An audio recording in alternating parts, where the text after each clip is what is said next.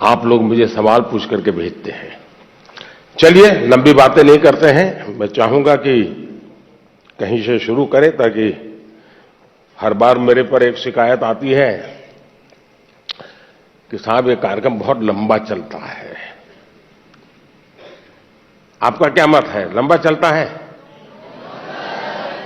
लंबा चलना चाहिए? अच्छा, मुझे और कोई काम करना नहीं है। अच्छा ठीक है, आप ही के लिए हूं। बताइए क्या करेंगे? कौन पहले पूछते हैं?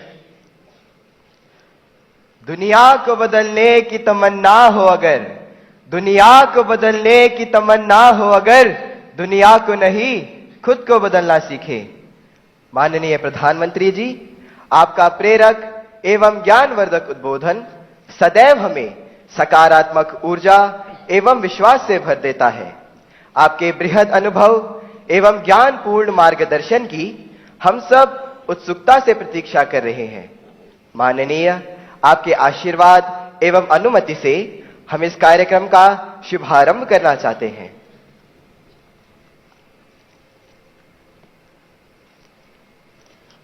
धन्यवाद मान्यवर।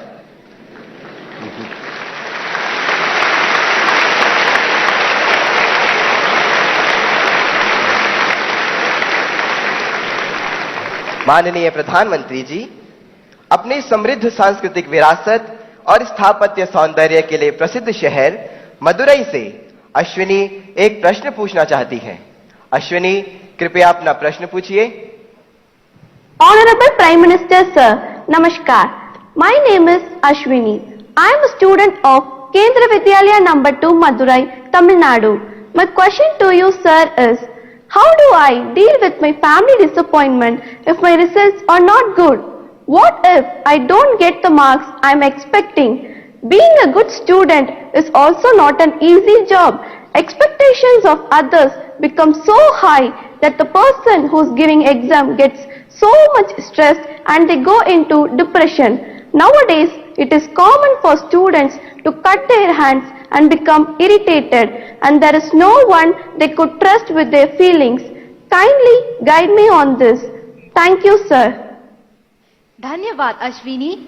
Honorable Prime Minister Sir, Navtesh Dagur hails from the heart of India's capital, Delhi, the imperial seat of several empires, with its charming blend of a grand medieval history and amazing architectural style.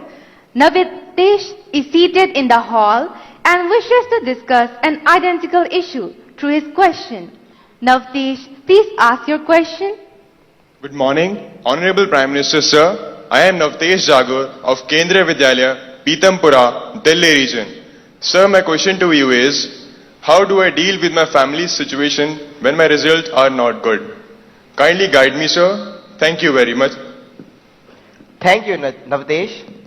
माननीय प्रधानमंत्री जी, संसार को शांति और करुणा का संदेश देने वाले भगवान बुद्ध, गुरु गोविंद सिंह तथा वर्धमान महावीर की जन्मभूमि प्राचीन नगर पटना से प्रियंका कुमारी कुछ इसी प्रकार की समस्या से जूझ रही हैं और आपका मार्गदर्शन चाहती हैं।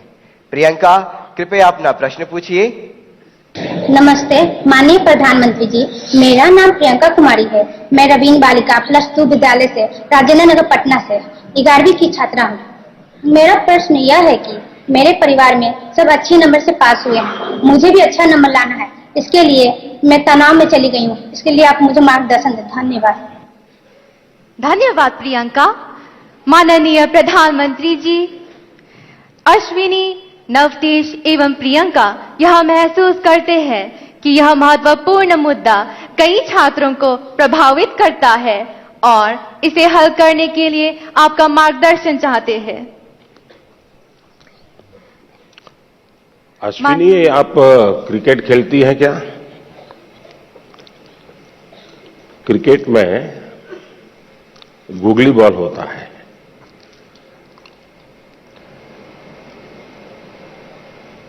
निशाना एक होता है, दिशा दूसरी होती है। मुझे लगता है कि आप पहले ही बॉल में मुझे आउट करना चाहती हो।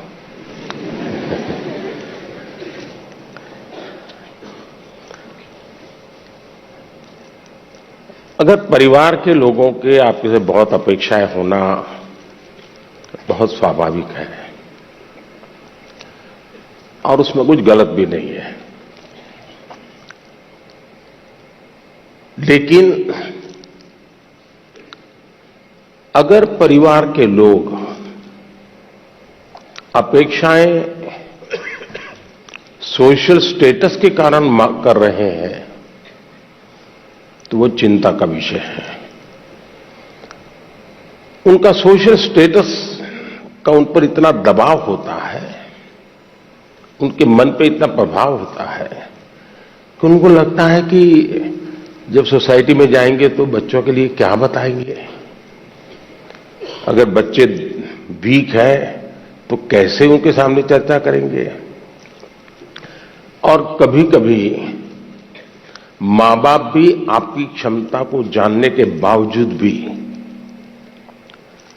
अपने सोशल स्टेटस के कारण अपने आसपास के साथियों दोस्तों में क्लब में जाते हैं, सोसाइटी में जाते हैं, कभी तालाब में कपड़े धोए जाते हैं, बैठते हैं, बातें करते हैं, बच्चों की बातें निकलती हैं, फिर उनको एक इन्फीरियरिटी कॉम्प्लेक्स आता है और इसलिए बाहर बहुत बड़ी बड़ी बातें बता देते हैं अपने बच्चों के लिए और फिर धीरे धीरे वो इंटरनलाइज कर लेते हैं और फिर घर में आकर के भी वही अपेक्षाएं करते हैं और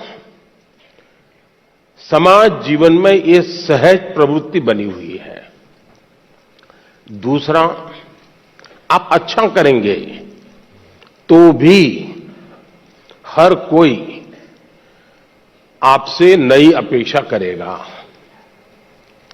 हम तो राजनीति में हैं, हम कितने ही चुनाव क्यों न जीत लें, लेकिन ऐसा दबाव पैदा किया जाता है कि हमें हारना ही नहीं है। 200 लाए हैं तो बोले 250 क्यों नहीं लाए, 250 लाए तो 300 क्यों नहीं लाए, 300 लाए तो 350 क्यों नहीं लाए। चारों तरफ से दबाव बनाया जाता है। लेकिन क्या हमें इन दबावों से दबना चाहिए क्या? पल भर सोचिए कि आपको जो दिन भर कहा जाता है, चारों तरफ से जो सुना जाता है, उसी में अपना समय बर्बाद करेंगे कि आप अपने भीतर देखेंगे, अपनी क्षमता, अपनी प्रायोरिटी, अपनी आवश्यकता, अपने इरादे, थोड़ा हर अपेक्षाओं को उसके साथ जोड़िए। आप कभी क्रिकेट मैच देखने गए होंगे तो आपने देखा होगा कि कुछ बैट्समैन खेलने के लिए आते हैं और पूरा स्टेडियम, हजारों लोग होते हैं स्टेडियम में, वे चिल्लाना शुरू करते हैं, चौका चौका चौका, छक्का छक्का, शिक्षक। क्या वो ऑडियंस की डिमांड के ऊपर चौके और छक्के लगाता है क्या? ऐसा करता है क्या कोई प्लेयर? चिल्लाते रहे, कितना ही चिल्लाते रहे, उसका ध्यान उस बॉल पर ही होता है जो आ रहा है, उस बॉलर के माइंड को स्टडी करने की कोशिश करता है और जैसा बॉल है वैसे ही खेलता है, न कि ऑडियंस चिल्लाता है। फोकस रहता है। अगर आप भी अपनी एक्टिविटी में फोकस रहते हैं तो ये आपके जो कुछ भी दबाव बनता है, अपेक्षाएं बनती हैं, कभी न कभी आप उसको मिटवित करेंगे, आप उस संकटों से बाहर आ जाएंगे। और इसलिए मेरा आपसे आग्रह होगा कि आप दबावों के दबाव में न रहें। हां, कभी कभी दबाव को एनालिसिस कीजिए, कहीं ऐसा तो नहीं है कि आप स्वयं के विषय में अंडर एस्टिमेट कर रहे हैं। आपकी क्षमता बहुत है, लेकिन आप खुद ही इतने डिफिडेंस मेंटालिटी के हैं कि नया करने के लिए सोचते नहीं। तो कभी कभी वो अपेक्षाएं बहुत बड़ी ताकत बन जाती है, बड़ी ऊर्जा बन जाती है। और इसलिए अपेक्षाएं, मां बाप को क्या करना वो मैं पहले ही कहा, सामाजिक दबाव में मां बाप ने बच्चों पर दबाव ट्रांसफर नहीं करना चाहिए, लेकिन बच्चों ने अपनी क्षमता से कम भी अपने आप को नहीं आंकना चाहिए। और दोनों चीजों की बल देंगे तो मुझे पक्का विश्वास है